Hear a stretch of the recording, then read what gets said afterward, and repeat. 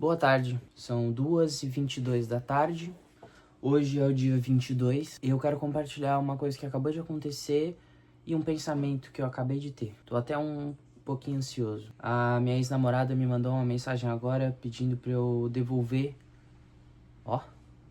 tremo na base, devolver as coisas dela que estão aqui em casa. E a minha reação, logicamente eu falei, não, tudo bem, eu levo hoje, mas a minha reação aqui, né, do outro lado da tela, eu fiquei nervoso, fiquei ansioso, fiquei triste e eu fiquei pensando, né, que, porra, mas eu já tinha passado por isso, sabe? Eu não tinha me sentido mais assim, fazia um tempo. E eu fiquei pensando, por quê? Por que que agora parece que eu entrei em um novo luto, por assim dizer? E é engraçado, cara, é engraçado porque desde que acabamos, eu passei por pequenos lutos de pequenas coisas diferentes. Eu não vou apagar nada, né, no que diz respeito a mensagem, fotos, eu não vou porque, cara, é uma decisão. Eu apaguei uma vez com uma menina que eu dividi quase 3 anos da minha vida e eu me arrependi muito depois. Muito, muito. Foi uma... Nossa, foi muito pau no cu da minha parte. É que tem mais coisa envolvida, né? Não foi só o fato de eu ter apagado. Eu lembro que eu peguei todas as coisas que ela me deu, joguei a aliança também junto, botei fogo e dancei em volta. A música do... Como é que é o nome? É na sola da bota, é na palma da mão. Enfim. E eu me senti mal também por isso, mas é porque eu apaguei tudo que a gente tinha vivido e, sei lá, não me pareceu certo. Me pareceu um descaso, sabe? Com o que eu tava sentindo na época, com o Nicolas da época. Então eu prometi não fazer isso. Tanto é que eu me relacionei várias vezes. Uma outra vez, 2 vezes depois dessa. Mas até mesmo aquelas ficantezinhas, sabe? Volta e meia bate uma foto. Cara, eu guardei. Eu guardei porque... Porra, aquilo conta uma história de um momento que eu vivi que aquilo era importante pra mim. E eu não acho certo eu pisar no que foi importante pra mim um dia, sabe? Enfim. Mas o ponto é... Existem lutos de pequenas coisas, né? Além de todo o resto. Parece que essas pequenas coisas são sempre coisas que reafirmam o grande luto. Por exemplo, numa conversa, assim, pouco tempo depois que terminamos, ela falou que tinha apagado a nossa conversa. E eu pensei, uau. Uau. Depois ela parou de me seguir no privado, né, no Instagram particular. Agora ela tá pegando as coisas dela de volta, sabe? São todas afirmações, pequenas afirmações. Não são afirmações. É como a vida deve ser daqui pra frente. Eu entendo isso e tá tudo bem. Mas essas coisas lembram... É difícil não lembrar o que isso significa. E lembrando o que isso significa, é difícil também não lembrar o que já significou. Então... doeu um pouco. Doeu um pouco, não vou mentir não. Me desestabilizei, eu até achei... Eu tô super atrasado, eu tinha que entregar esse vídeo meio-dia, são 2h30, né? Mas eu preciso fazer essa pausa, senão eu não vou render. E eu achei que a melhor forma de fazer essa pausa é já aproveitando e contando pra vocês, já fazendo isso, que é uma coisa que eu também tenho que fazer. E que sempre me faz bem depois, quando eu gravo esses videozinhos, né? Então, cara, é complicado, né?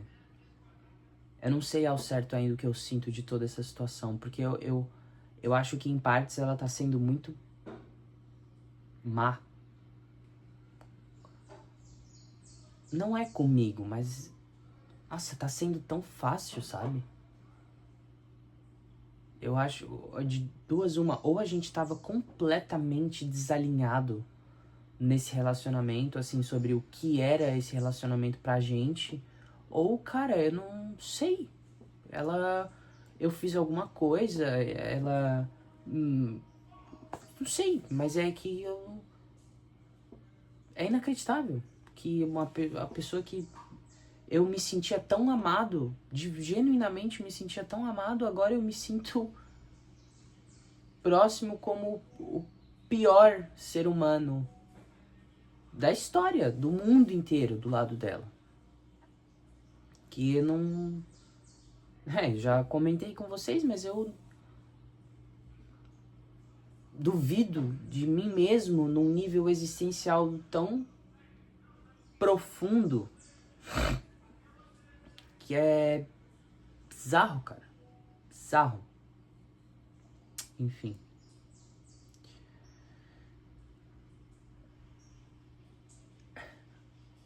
Como eu conversei com um amigo hoje, eu acho que estar solteiro é um grande momento de clareza. Concordamos nessa parte. Concordamos. Ele falou que ele não gosta e também acha besteira esse negócio de que tem que ficar solteiro um tempo. Discordamos, mas é um momento de clareza e, de fato, eu tenho pensado muito sobre muitas coisas. E, não sei, viver a vida sem ter alguém junto tem um peso diferente. Eu concordo nisso, sabe? Mas bom, isso talvez seja porque eu sou homem também, né? Porque, cara, desculpa, mas quando eu tenho esse alguém é minha prioridade máxima, fodida, nível 1.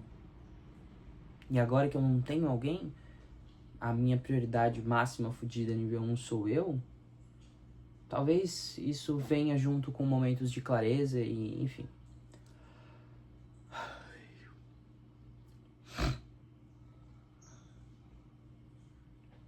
Cara, eu só sei que Meu Deus. Eu sinto que meu tempo foi perdido. E eu sinto que meu tempo foi perdido não porque não foi bom, não, foi bom. Mas, cara, eu não tava ali pra ser bom. Eu não tava ali pra ser aprendizado. Tá ligado? Eu tava ali pra arregaçar a manga e fazer dar certo, cara. Pra ter conversa difícil dia após dia se precisasse. Mas pra fazer dar certo.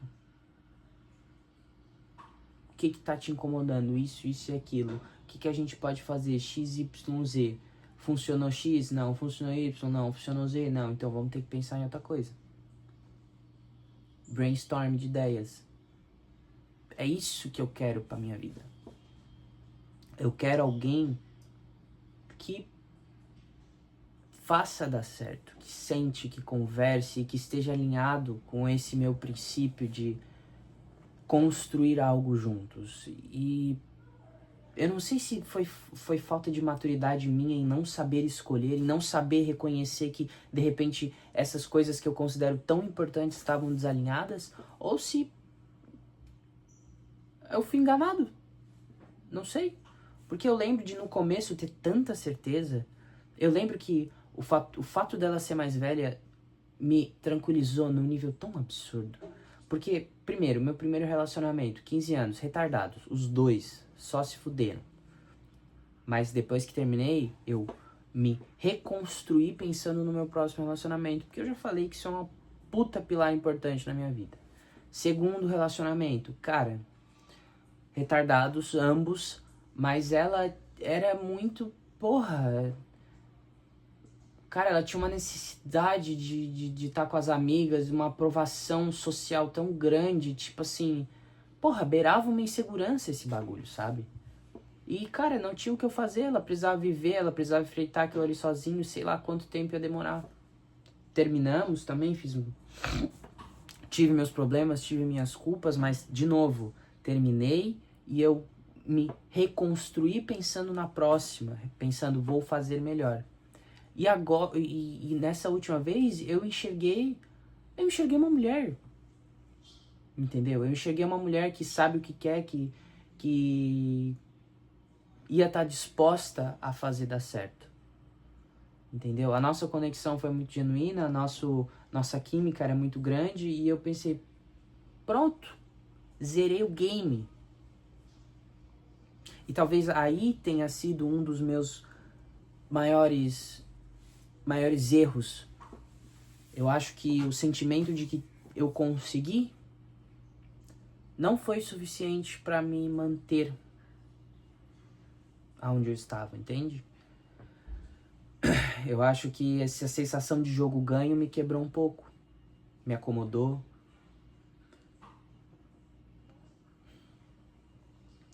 E eu não sei se eu tô se eu estou no lugar certo de dizer que eu queria que ela tivesse sentado e falado, cara, não tá bom assim.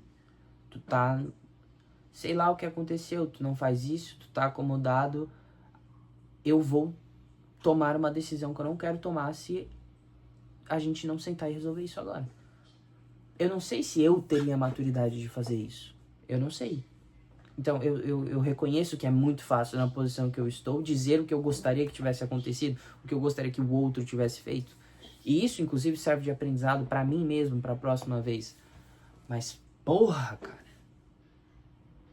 Tanta conversa difícil que eu já enfrentei na minha vida. Sabe, eu quero acreditar que eu faria isso. E eu quero acreditar que se eu faria isso, eu espero isso do outro. E não teve, irmão. A gente teve uma conversa. No dia 15 de agosto, quando a gente fez 1 ano. E a conversa foi uma conversa difícil. Onde ela já estava com pensamentos. Mas se chegou no ponto de no dia 15 de agosto, no dia do nosso aniversário, depois de um jantar, ela sentar e falar que estava com dúvidas, cara, isso é coisa de pelo menos uns 3 meses antes de agosto. E, enfim, o que aconteceu em julho, em junho, em maio? Que não falou comigo, que não sentou e não conversou.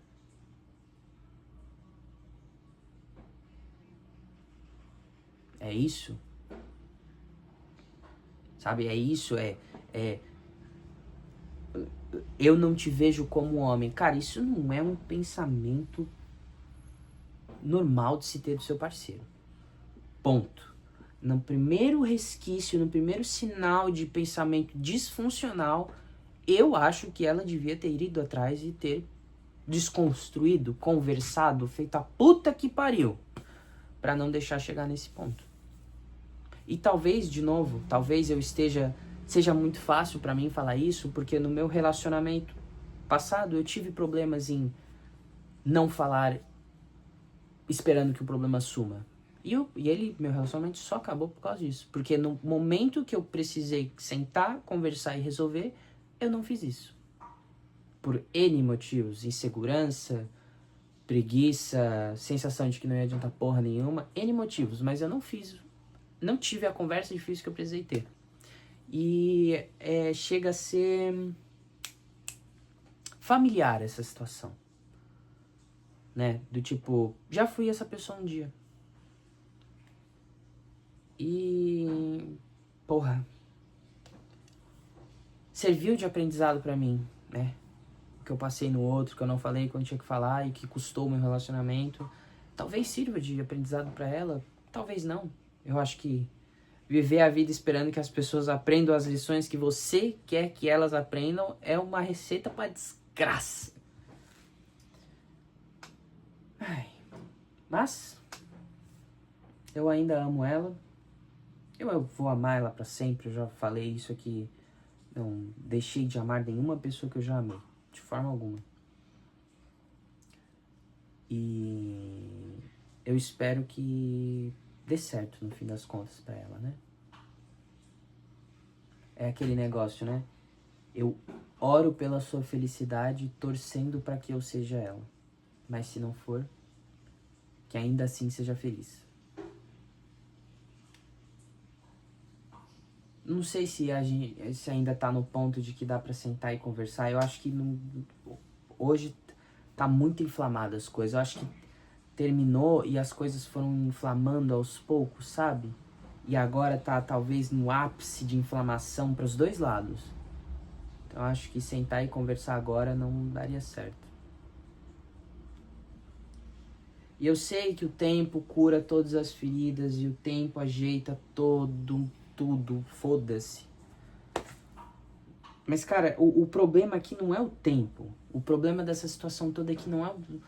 É muito mais embaixo o buraco. Porque daí, vamos lá, passam-se o tempo, a gente esfria a cabeça, a gente começa a sentir saudade, a gente tenta de novo. Só que a gente não resolveu a porra que tinha pra resolver, que foi a porra que causou a separação pra começo de conversa, entende? Então,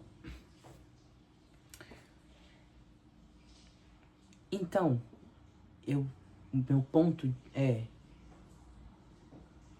eu espero que ela esteja trabalhando em si mesma. Pra que no futuro, talvez, a gente possa se conhecer de novo. E talvez a gente possa acertar onde a gente errou.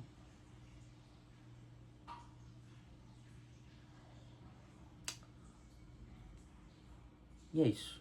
Obrigado por me acompanharem nesse surto. Foi muito bom, cara. É muito bom gravar esses vídeos. Eu falo pra caralho e eu me sinto bem, velho. Pera aí, eu vou acabar com a luz de vocês rapidão.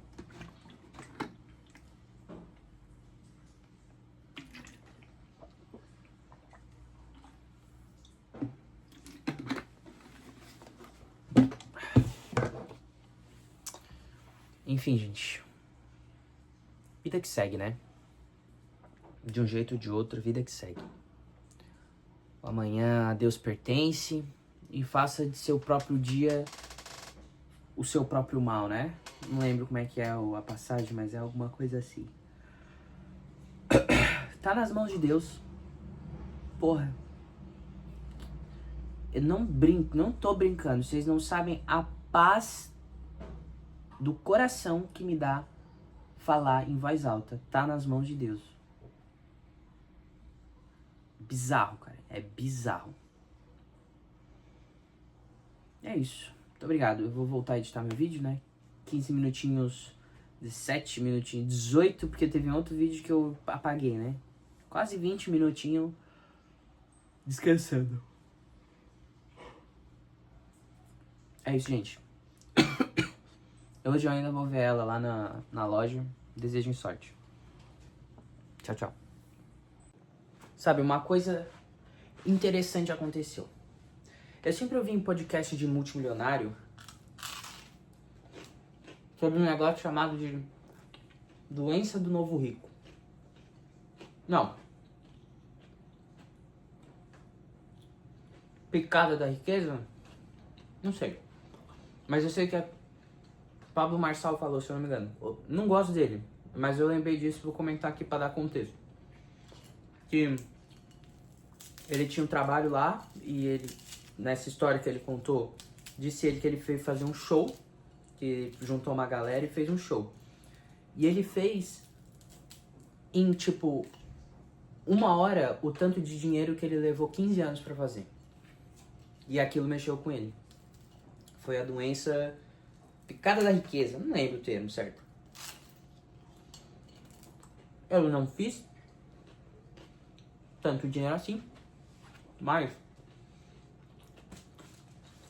nos últimos 2 dias eu fiz R$510 editando vídeos.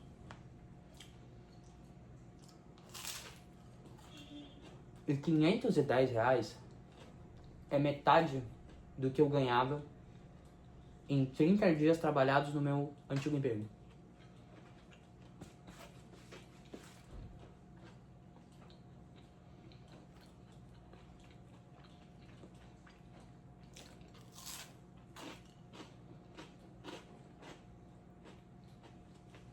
E assim, não tem ninguém em cima de mim.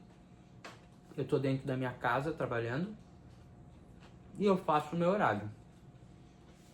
No domingo eu quis sair, à noite, saí. Voltei 11 horas e fiquei editando até 2 da manhã. Mas eu faço o meu horário.